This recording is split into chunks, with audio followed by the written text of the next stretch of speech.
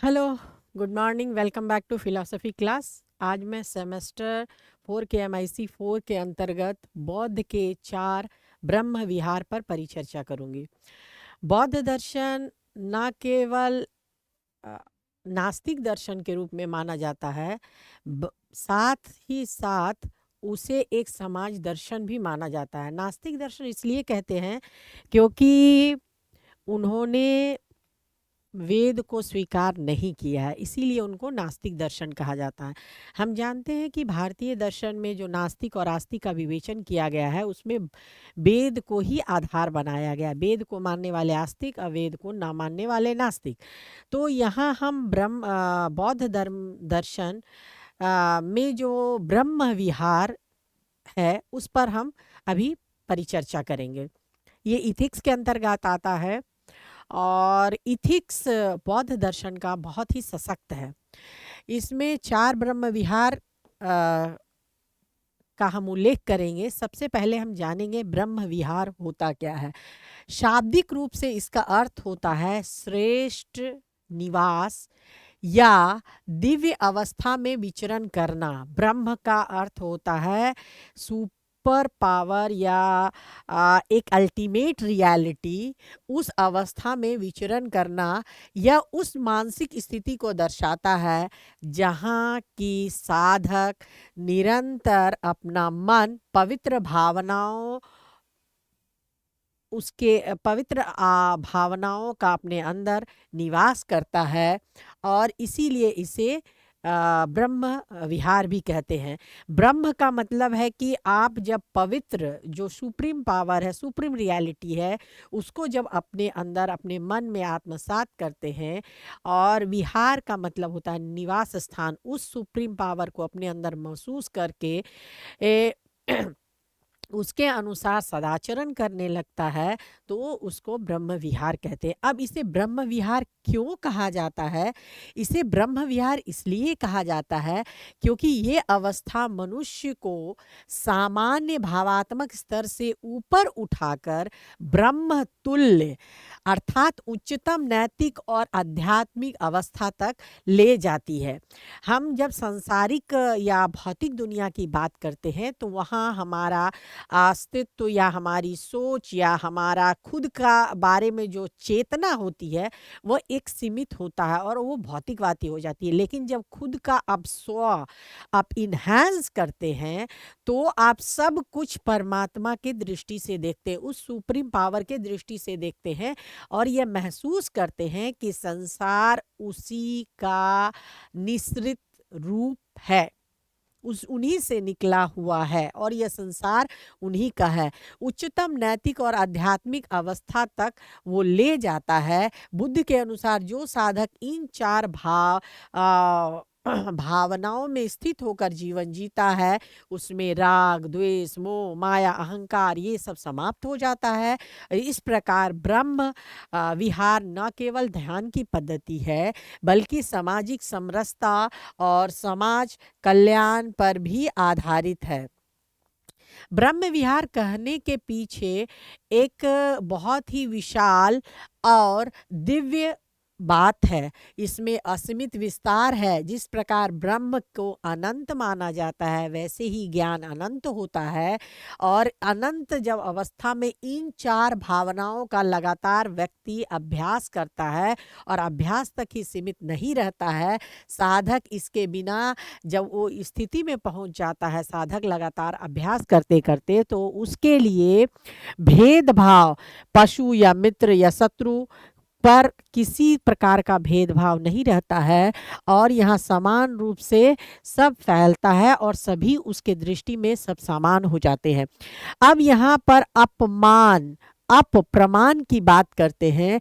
इमेजरेबल्स भी इसे कहा जाता है। प्रमाण देवताओं के समान आचरण। बौद्ध दर्शन के अनुसार ब्रह्म यानी उच्च देव ईर्ष्या और क्रोध से मुक्त होकर इन 4 भावनाओं से उसके अंदर युक्त हो जाता है। जो साधक इन गुणों का अभ्यास करता है, वो पृथ्वी पर रहते हुए भी मनुष्य न होकर देवतुल्य हो जाता है, क्योंकि उसमें पवित्रता आ जाती है और उसमें श्रेष्ठ गुण समाहित हो जाता है, जिसमें सभी कुछ उस परम तत्व का अंश सब में मान लिया जाता है। यहाँ पर नैतिक श्रेष्ठता यह चित्त की वह अवस्था है जहाँ स्व और अहंकार, ईगो सब मिट जाता है और व्यक्ति एक उच्चतम अवस्था में पहुंच जाता है। यहाँ वो ब्रह्मांड से प्रेम करने लगता है, यानी कि उसको हर कुछ में वो परम तत्व का ही अंश मानता है और सब कुछ उसे ब्रह्ममय दिखता है, उसमें दिव्यता आ जाती है। इसीलिए जब भी तत्वमीमांसा का प्रश्न भगवान बुद्ध से पूछा गया तो वो मौन थे। वो जानते थे कि सामान्य जो कॉमन मैन है उनकी बात को नहीं समझ सकता है और वो जो अनुभूति कर रहे हैं उसको भौतिक से तुलना कर उसकी व्याख्या नहीं कर सकते हैं। इसीलिए बौद्ध दर्शन में मतलब तत्व को या परम तत्व को या सेल्फ या निर्वाण की अवस्था की जब चर्चा होती है तो बोलता है कि वो समुद्र से गहरा और पर्वत से ऊंचा, मधु से मधुर है। लेकिन उसको हम कंपेयर करके ये नहीं बता सकते हैं कि एक्चुअल में उसकी स्थिति क्या है। तो यहाँ जब उच्चतम अवस्था को व्यक्ति प्राप्त करता है तो बिल्कुल ही उनकी स्थिति व्यक्त करने लायक नहीं होती है। हर चीज को वो व्यक्त नहीं कर सकता है और सिर्फ अपने बातों को रख पाता है और संसार में हर चीज को उसी के अनुसार देखता है। तो यहाँ पर चार ब्रह्म विहार के स्वरूप में पहले मैत्री है, ये सब के प्रति बिना शर्त प्रेम। अगर हम किसी अभी हम देखिए भौतिक दुनिया में हम किसी के साथ प्रेम कर रहे हैं, पति हो, पत्नी हो, बेटा हो, बहू हो या घर संसार हो या समाज हो, भाई हो, बहन हो, सोसाइटी, तो वहाँ कहीं ना कहीं हम वहाँ पर हमेशा निस्वार्थ प्रेम की बात नहीं करते हैं, क्योंकि हम वो अवस्था में नहीं पहुंचे। जब हम निस्वार्थ प्रेम की बात करेंगे तब वो ब्रह्म विहार वाली स्थिति आ जाएगी। करुणा, दूसरों के दुख को दूर कर देखकर उसको हम तड़प करते हैं कि उसे मुक्त किया जाए। मुदिता, दूसरों की खुशियों से आनंदित होना। और उपेक्षा, उपेक्षा यहाँ पर सुख और दुख कैसी भी अवस्था आएगी मनुष्य तटस्थ रहेगा और उसमें वो किसी भी भाव से विचलित नहीं होगा। यहाँ प्रशंसा और निंदा दोनों ही स्थितियों में वो तटस्थ रहेगा। यहाँ पर संक्षेप में ब्रह्म विहार वह आध्यात्मिक मार्ग है जो मनुष्य के भीतर पशुत्व को समाप्त करके दिव्यता को प्राप्त करता है। ब्रह्म विहार को इसलिए भी कहा जाता है ब्रह्म विहार, यहाँ पर कई बार हमारे मन में ये बात उठते रहती है कि ब्रह्म विहार को आगे ब्रह्म विहार क्यों कहा गया है। तो ये एक उच्चतम सामान्य भावनात्मक जो स्तर हमारा है सोचने का, उससे हम उच्चतर अवस्था को पहुंचते हैं और वहाँ ब्रह्म तुल्य हो जाता है, जिसमें नैतिक और आध्यात्मिक स्थिति पर पहुंच जाता है। यहाँ पर साधक के अंतर जितने भी राग, द्वेष, मोह, अहंकार है सब समाप्त हो जाता है और व्यक्ति एक परम अवस्था को महसूस करता है और उसी के अनुसार अपने कार्य करता है। यहाँ पर ध्यान देने योग्य बात यह है कि बौद्ध दर्शन में हमारे गीता के अनुसार जहाँ लोक कल्याण की बात की गई है, निष्काम कर्म की बात की गई है, उसमें बोधिसत्व की भी बात की गई है। और इसके अलावा वो ये भी बात वहाँ पर किया गया है कि खुद मुक्त होकर के शांत नहीं रहना है, बल्कि अन्य को सर्व मुक्ति की भी उसमें कंसेप्ट है बौद्ध दर्शन में। और उसमें ये चार चीज ब्रह्म विहार के आते हैं, मैत्री, करुणा, मुदिता और उपेक्षा।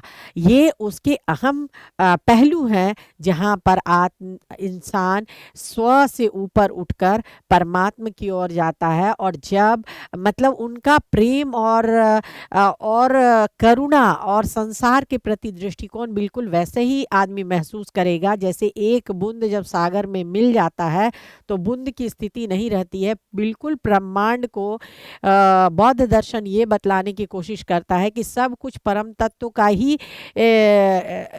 उसी का रूप है और आप उसमें खोकर या उसमें निस्वार्थ भाव से अपना कर्तव्य करिए, तभी आप मतलब उसके ब्रह्म विहार तक आपकी स्थिति पहुँच होगी।